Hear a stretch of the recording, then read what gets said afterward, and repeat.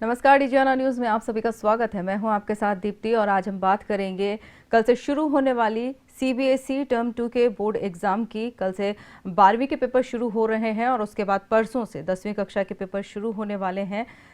क्या इस बार की परीक्षा को लेकर तैयारियां रही हैं और कितने केंद्र बनाए गए हैं? कोरोना के चलते क्या नए नियम इस बार परीक्षा में देखने को मिलेंगे और बच्चे कितने उत्साहित हैं परीक्षा को लेकर? इन सभी विषयों पर हमसे बात करने के लिए हमारे साथ मौजूद हैं हमारे संवाददाता प्रवीण सावंत जी और उनके साथ मौजूद हैं सहोदय ग्रुप की चेयरमैन और श्री श्री रविशंकर विद्या मंदिर की प्राचार्य कांचन तारे जी, जो कि हमसे इस पूरे विषय पर चर्चा करेंगे। प्रवीण जी, मैं आज जानना चाहूँगी कि सबसे पहले तो स्वागत करती हूँ हमारे गेस्ट का, जो कांचना तारे जी हैं उनका, और साथ ही मैं आपसे ये जानना चाहूँगी कि परीक्षा को लेकर इस बार क्या नया देखने को मिलेगा और कैसी तैयारियां हैं? जी देखिए दीप्ति जी, कोरोना के चलते इस बार सीबीएसई ने अपना परीक्षा का पैटर्न बदला है। इस बार 2 चरणों में परीक्षा हो रही है। टर्म 1 की हो चुकी है, टर्म 2 की परीक्षाएं कल से प्रारंभ हो रही है। कल जो है वो 12वीं का कॉमर्स का पेपर है और उसके बाद 10वीं का परसों से अंग्रेजी का पर्चा प्रारंभ होने वाला है। तो ये 10वीं सीबीएसई और 12th सीबीएसई, ये दोनों परीक्षाएं प्रारंभ हो रही है। एमपी बोर्ड की परीक्षाएं खत्म हो चुकी है 10th और 12th की, और सीबीएसई की प्रारंभ हुई है। इस बार कई बदलाव सीबीएसई ने परीक्षा के पैटर्न को लेकर किए हैं, कई नियमों में परिवर्तन किए हैं, और आने वाले समय में भी जो जिस तरीके से कोरोना काल रहा है उसके बाद अब बच्चे क्या पढ़े और क्या ना पढ़े, इसको लेकर भी सीबीएसई ने कई बदलाव किए हैं। लेकिन आज हम सिर्फ परीक्षा पर बात करेंगे कि छात्रों को किस तरीके से तैयारी करनी चाहिए। हम ये भी बात करेंगे कि परीक्षा के दौरान परिजनों का क्या रोल होना चाहिए, वो कैसे बच्चों के साथ व्यवहार करें, क्या उनको सपोर्ट करें, किस तरीके से। हमारे साथ इस समय मौजूद है सहोदय ग्रुप की चेयरमैन और श्री श्री रविशंकर विद्या मंदिर की प्राचार्य कांचन तारे मैडम। मैडम आपका स्वागत है। कल से जो है वो सीबीएसई बोर्ड की परीक्षाएं प्रारंभ हो रही है। पहला पेपर कल से 12th का है और उसके बाद 10th से प्रारंभ होंगे। क्या बदलाव इस बार आप देखते हैं, क्योंकि लंबे समय से आप इस सीबीएसई पैटर्न के साथ जुड़ी हुई हैं, इस बार क्या बदलाव किए? सबसे बड़ा बदलाव तो ये आया है कि इस बार जो सीबीएसई ने 2 चरणों में परीक्षाएं की। पहला चरण पूरा मल्टीपल चॉइस था, जो बच्चों के लिए लगा कि बहुत इजी है। उसके बाद का उन लोगों का भी काफ़ी कन्फ्यूज़न में गया कि क्या सीबीएसई थ्योरी लेगा या सीबीएसई फिर से मल्टीपल चॉइस लेगा। तो अभी तक हम जो पिछले सालों तक देखते आए हैं, बच्चों को एक माइंडसेट रहता था कि हाँ, हमारा एनुअल एग्ज़ाम होना है, लेकिन इस बार डबल माइंडसेट में काम कर रहे हैं बच्चे। आधा आपको भी पता है हाइब्रिड चला स्कूल, कभी ऑनलाइन चला, कभी ऑफलाइन, फिर ऑफलाइन चालू हुआ, फिर ऑनलाइन। तो जो बच्चों का एक लेवल होता है पूरे कंसंट्रेशन का या अपने प्रिपरेशन का, कहीं ना कहीं वो हैम्पर होता है। लेकिन अभी भी आज सीबीएसई ने इनको इतना टाइम दे दिया कि वापस से वो अपने आप को रीस्ट्रक्चर कर सके आने वाली परीक्षाओं के लिए। तो कल से ई शिप का पेपर स्टार्ट हो रहा है कॉमर्स के बच्चों का, और 10th के बच्चों का इंग्लिश आ रहा है 27 तारीख से। उसके बाद इनके जो मेन पेपर है मई में आ रहे हैं। तो ये जो पैटर्न आया है अपने बच्चों को, तो मुझे ऐसे लगता है कि बच्चे ऑलमोस्ट तैयार तो होंगे ही। अब उनका बिल्कुल लास्ट टाइम है जहां उनको एक क्यूमुलेटिव रिवीजन की आवश्यकता है। और हम देखते हैं कि परीक्षा को लेकर काफ़ी हवा रहता है बच्चों में, इतना टेंशन रहता है, ना सिर्फ बच्चों में बल्कि परिजन भी पूरी तरीके से टेंस रहते हैं। खासकर बोर्ड, वो एमपी बोर्ड हो या सीबीएसई बोर्ड हो, इनको लेकर परिवार में वो एक माहौल ऐसा रहता है कि कहीं ना कहीं ये लगता है कि कोई हम जंग लड़ने जा रहे हैं। बिल्कुल बिल्कुल सही कहा आपने। सबसे ज़्यादा टेंशन जो क्रिएट होता है वो परिवारों में ही होता है। तो मेरी as a parent, as a principal और टीचर, तीनों से एक ही रिक्वेस्ट है सभी परिजनों से कि वो अपने बच्चों को टेंशन ना दे, मेंटल टेंशन ना दे। उनके साथ कोई ऐसे वर्ड्स यूज़ नहीं करें कि तुम्हें तो इतना लंबा समय मिल गया, तुम अभी भी कुछ नहीं कर पा रहे हो, क्योंकि इससे बच्चे का जो पॉजिटिव नोट है वो डाउन जाता है। तो पेरेंट्स बच्चों के साथ बैठे, आप जानेंगे जब पेरेंट्स बच्चों के साथ 1 घंटा या 1.5 घंटा भी क्वालिटी टाइम देंगे तो बच्चों के लिए ये जादू कर जाएगा। और जितना वो एक्सपेक्ट कर रहे हैं, डेफिनेटली उनमें मैजिकल चेंजेस पेरेंट्स ऑब्जर्व कर सकते हैं आसानी से। तो मेरी पेरेंट्स से एक चीज़ यही रहेगी कि बच्चों को पूरा मेंटल सपोर्ट दे। दूसरा इम्पॉर्टेंट है कि बच्चों के साथ बैठे। बैठना ज़रूरी नहीं कि आपको उन्हें पढ़ाना है, बस उनके साथ आप बैठे। क्वालिटी टाइम दें और उसमें उनके साथ बीच बीच में बातें ना करें। वो पढ़ रहे हैं, आप एक बैठे जैसे उसको एक पीछे से सपोर्ट है। तीसरा इंपॉर्टेंट पॉइंट मेरा पेरेंट्स के लिए रहेगा, क्योंकि देखिए अभी तक जो एग्ज़ाम्स होती थी मार्च में और अप्रैल में ज़्यादा से ज़्यादा ख़त्म हो जाती थी, लेकिन इस बार हमारे पास एक तरह से मई में एग्ज़ाम्स है। आप भी जानते हैं कि टेम्परेचर 40 पार हो रहा है, तो बच्चों को पूरे समय तरल पदार्थ देते रहे ताकि उनके शरीर में किसी भी प्रकार का डिहाइड्रेशन ना हो, क्योंकि जब वो परीक्षा सेंटर पे चले जाएंगे तो कोरोना नॉर्म्स खूब सारी हैं, वो भी मैं आपको बताती हूँ, जिसके रूल्स तो उनको फॉलो करने ही हैं। लेकिन पेरेंट्स घर में भी बच्चों को फ्रिक्वेंट पानी देते रहे, जूसेस बना के रखे, फ्रेश फ्रूट जूस दे, जिससे उनमें डिहाइड्रेशन नहीं होगा तो हेल्थ मेंटेन होगी और वो अपना परीक्षा में 100% कर पाएंगे। दूसरा, बच्चों को निकलते वक्त, देखिए पेरेंट्स वर्किंग भी होते, नहीं ध्यान दे पाते, कुछ बस से जा रहे, कुछ सेल्फ ट्रांसपोर्ट से जा रहे, तो घर से निकलते वक्त इंश्योर कर ले उनके पास उनका ट्रांसपेरेंट पैकेट है या नहीं है, पानी की बोतल ट्रांसपेरेंट रखी है या नहीं, बच्चे के पास मास्क है या नहीं, सैनिटाइज़र है या नहीं। ये चीज़ें बहुत इंपॉर्टेंट है, क्योंकि आज भी हमें कोरोना प्रोटोकॉल के अंतर्गत ही कार्य करना पड़ेगा। बिल्कुल, मैं इसी पर आ रहा था मैडम कि सीबीएसई ने इस बार परीक्षा केंद्रों पर जो जिस तरह की तैयारियां की है वो क्या है, क्योंकि परीक्षा केंद्र में भी नॉर्म्स बदल गए हैं कि पहले शायद अधिक बच्चे बैठ सकते होंगे, अब जो है वो कम बच्चों को बैठने की है। बच्चों को क्या लाना है परीक्षा के दौरान, क्या नहीं ले जाना है और किन बातों का ध्यान रखना है? जी, बिल्कुल सही कहा आपने। पहले तो बच्चे ज़्यादा बैठते थे, अब एक हॉल में कम बच्चे बैठते, साथ में 2 इन्विजिलेटर्स भी होते हैं उनके। तो मेरी बच्चों को एक एडवाइस यही रहेगी कि जैसे पेपर तो इनका 10:30 बजे चालू होगा, समय से सेंटर पे पहुँचे। लेट हो जाते हैं तो बहुत स्ट्रिक्ट ऑर्डर्स है कि बच्चों को फिर अंदर नहीं लिया जाएगा। इससे वो समय पे सेंटर पे पहुँचे, 9 बजे, सवा 9 बजे तक रिपोर्टिंग कर दें, जिससे उन्हें भी मेंटल स्ट्रेस नहीं होगा।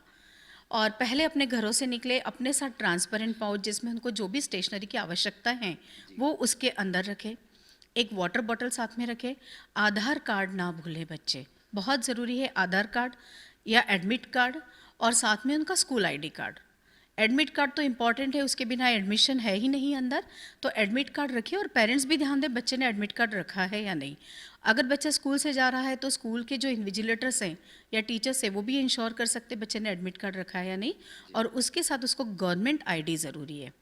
तो आधार कार्ड रखें, और अगर स्कूल का आइडेंटिटी कार्ड है तो भी उसमें कोई परेशानी नहीं है।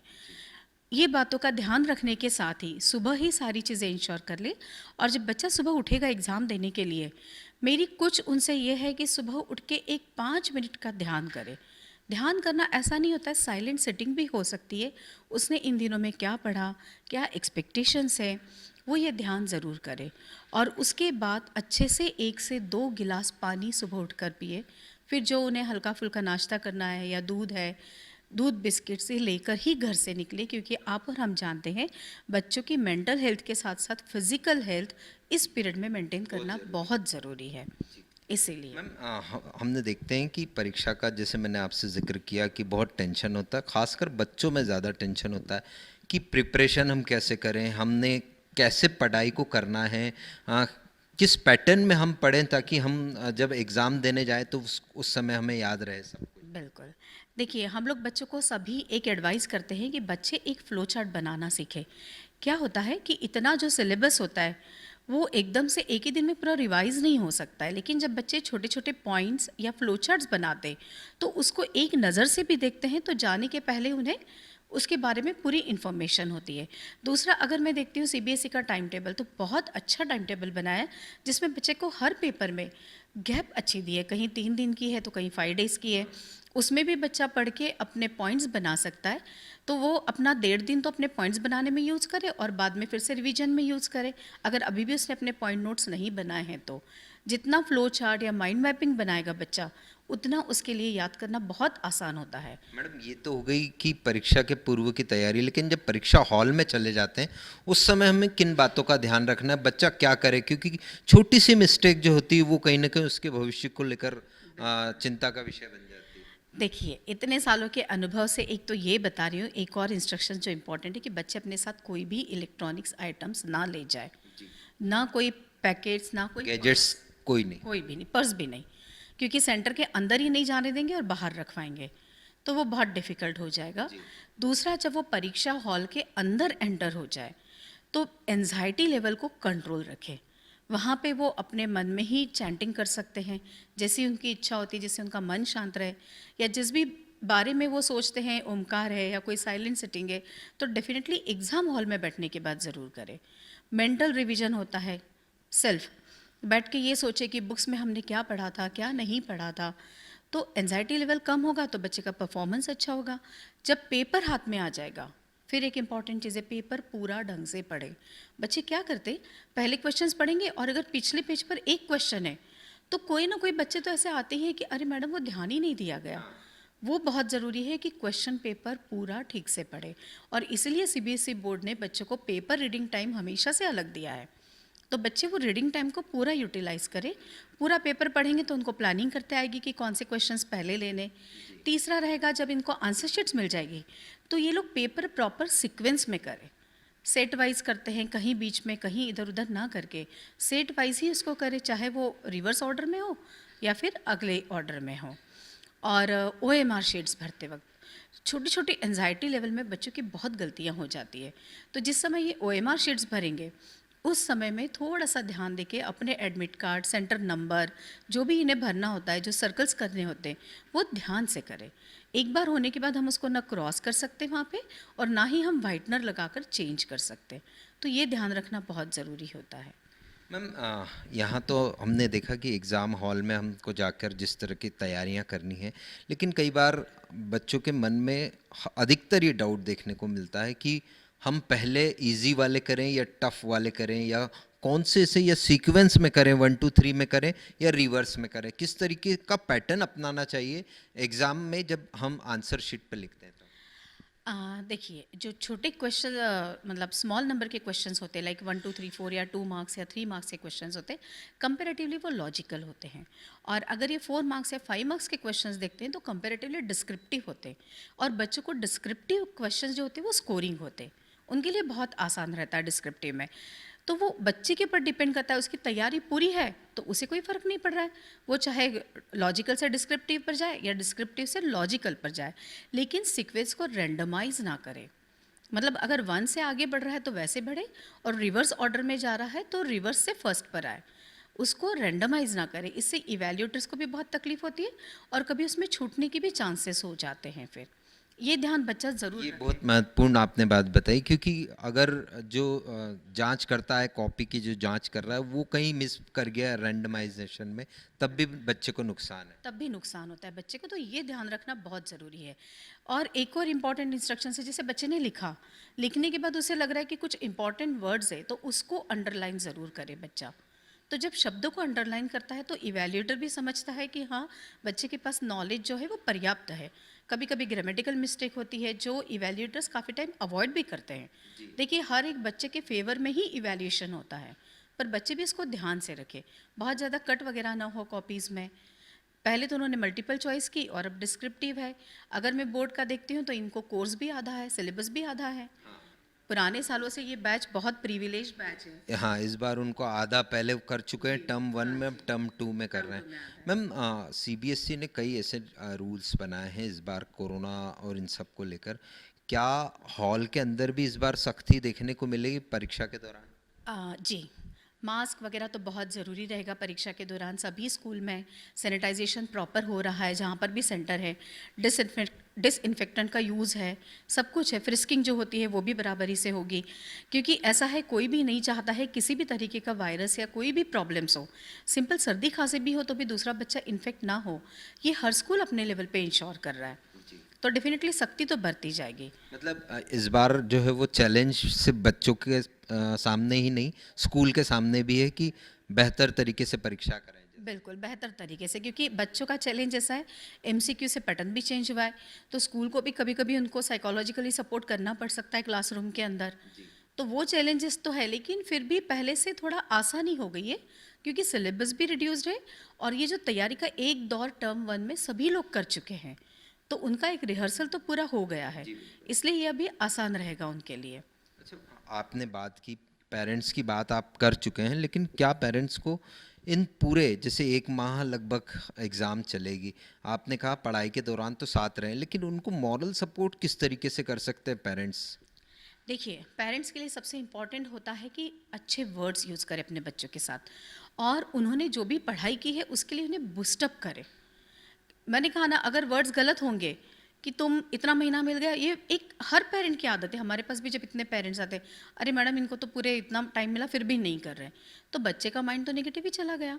तो पेरेंट्स, इसको आपको टाइम मिला है बेटा, आप इसको और अच्छे से यूटिलाइज कर सकते हो, या उनको एक टाइम दे पढ़ने के लिए और उसके बाद उनके साथ बातचीत करें। बातचीत भी हो सकती है, या अगर बच्चे को कोई शौक है तो जैसे सिंगिंग हो गई, डांसिंग हो गई, या ग्रैंड पेरेंट्स के साथ कम्युनिकेशन हो गया। मैं नहीं कह रही इसमें टेलीफोनिक कम्युनिकेशन ज़्यादा हो, वन टू वन कम्युनिकेशन की बहुत ज़रूरत है। उसके मायने भी ज़्यादा हैं। उसके मायने ज़्यादा, ये जो पर्सनल टॉक होता है ये बहुत इंपॉर्टेंट होता है बच्चों के लिए। या बच्चों को कुकिंग का शौक है तो वो एक 10 मिनट उन्हें दे दे कि चलो तुम ये चाय बना दो या कुछ सैलड्स वगैरह बना दो, तो ये बच्चों के लिए एक माइंड रिफ्रेशिंग चीज़ें होती हैं। एक मैंने और देखा है, कई पेरेंट्स, हो सकता है उनमें मैं भी हूँ, कि बच्चों को पूरा टाइम पढ़ते हुए देखना चाहते हैं। ये इसको कैसे आप डिस्क्राइब करेंगे? देखिए, हमारी एक बायोलॉजिकल क्लॉक होती है और आपको भी पता है ब्रेन का डायरेक्ट रिलेशन होता है अपने न्यूरॉन से। हमारा आई मीन्स एक कॉमन लैंग्वेज है। और अगर मैं बायोलॉजिकल क्लॉक देखती हूँ तो अपने शरीर का एक मेटाबॉलिज्म होता है। अब अगर मैं एक ही काम बच्चे को बोल रही हूँ दिन भर के लिए कि तुम्हें सिर्फ पढ़ना है, तो क्या वो उसकी सारी सेल्स एक्टिव रह पाएंगी? नहीं रह पाएंगी। तो उसको हम कहते हैं कि बच्चों को छोटे छोटे से चंक्स दें। चंक्स मीन्स क्या होता है कि उनके दिन को छोटे छोटे से टाइम में डिवाइड करें।